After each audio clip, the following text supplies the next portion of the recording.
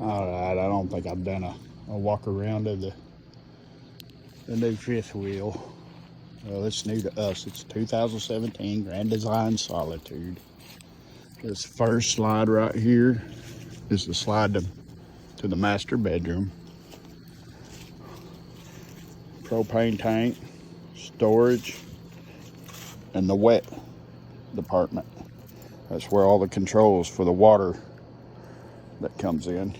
Electric, hot water, heater, furnace. This compartment is Ethan's slide. The big slide is the kitchen.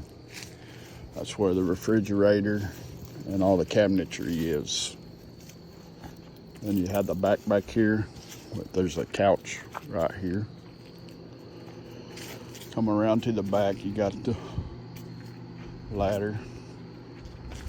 This slide right here, you have a recliner, love seat recliner, dining room table.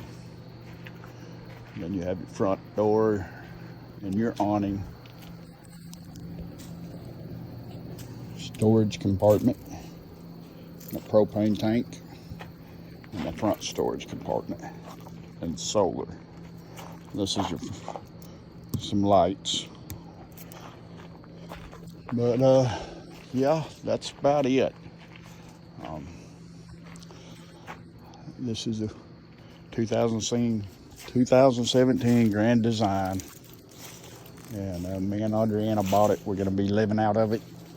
That's why we got the slide out room for Ethan. So he's got his own bedroom and stuff. It's a little messy inside right now, so I'm not going to do that video right now. But we will be living out of this until we find a place, because we are moving to Mountain Home. She's taking a job at Baxter Hospital, and we don't know this area all that well, and she's even talked about maybe even doing the travel nurse thing. So if she does decide to do the travel nurse thing, we've got our home. So anyway, we are traveling right now from Mountain Home. This stays set up right here all the time. We've rented this lot right here. We rent it by the month. White River is just beyond those cabins. Literally, there's steps right beside those cabins that take you down to the White River. And this is where we've been staying off and on. We are still traveling back to Lowell. We still have our place in Lowell that we go to when she's not working. And right now, me and Ethan kind of stay home. She's doing the working thing until we can figure out what we're doing with Ethan. And then I get to go back to work. So anyway, I put a video out there that we will be living the RV lifestyle for a while. And this is it. This is the Grand Solitude that we picked up for our new adventures. And we have enjoyed it. We've taken it to the lake a couple of times. It's been set up here for about 2 months now, in Bull Shoals. Well, between Bull Shoals and Lakeview, and in that general area. And we seem to really, really like it so far. It has been a obstacle already. We've had some issues with the camper when we bought it that we didn't realize we had. We had a water leak. One of the outside compartments seems to have not been sealed properly.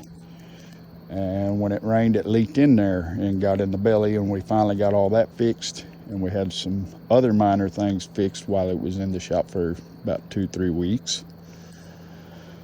And I have some more work to do on the roof. I'm going to be doing some die-coring, especially that main seam right up here in the front. That is a drip edge right there that I'm pointing at. And up there's a seam, and that seam needs to be re-die-cored. I'm going to do that personally myself, and some other die-core up on top of the roof. I'll be getting some videos of that as I do it. It's not leaking right now, but it's part of the maintenance of our RVing. So Ethan seems to like this lifestyle right now, and he's like being at the lake and being here. So we're gonna give this a try, and we'll be some videos up and be doing some work on this, and maybe even some setup videos of how to set it up and how we got ours set up, and some do's and don'ts, along with some other things that I've got going on. I'm processing wood all the time because we do a lot of cooking out here. I made this tripod for the fire. It wasn't here when we got here, but it's here now. So this is a setup that I did design, and well, this was not designed. This I got off YouTube. The chain system I kind of fastened myself, and I'm gonna put another piece of chain in here, and that way I can adjust this a little bit easier and bring it down lower. It needs to come down a little lower, and when I put that chain in there, you can bring it down lower, and plus it makes it easier to get into. You'll be attaching your chains here, which is a little bit more room. But I pick up branches when I see them and throw them up here, and then I process it out. Some guys here at the camp gave me all this wood. They've been really nice to me, and we've been nice back. We've helped each other, and that's part of RVing. You kind of help each other out when you need stuff done. We're going to be getting a skirting put on this for winter. Hopefully here pretty soon before winter gets here. But as of right now, some of these campers, like that one, its furnace was on this morning. Its gas furnace was on. This camper over here, I got up, threw the trash out early this morning. Its gas furnace was running. But this one is yet to kick in yet. It does it automatically. This thing is an Arctic. It's got the Arctic package in it, which means it's got a heated belly in it for living in, to keep them from about right here where the door to the front is heated underneath there. There's vents down there. When the gas furnace kicks on, when it gets really cold, and it'll heat that compartment. It's got the WeatherTech in it. This has heat pumps in both ACs, and it's got a big fireplace in it, electric fireplace. And with those running, so far my gas has not kicked in when I've heard others around here kicking in. So we're doing really good so far, just running electric and not having to run any gas yet. And it's been cold. It's been down to the 40s already several nights, and it's not. The gas is yet to kick in, so we're doing really good, which is what we was looking for in a unit. So, but we will be underpinning it. There will be some other stuff going on. I'll get you a video of the inside here before long. It does have the 6-point setup on it. So with that 6-point setup, I don't have to have any stabilizer jacks. This thing come from the factory with no stabilizer jacks on it, just a 6-point setup. There's one. It comes down there, hydraulic. One there that's hydraulic, and one up here that's hydraulic.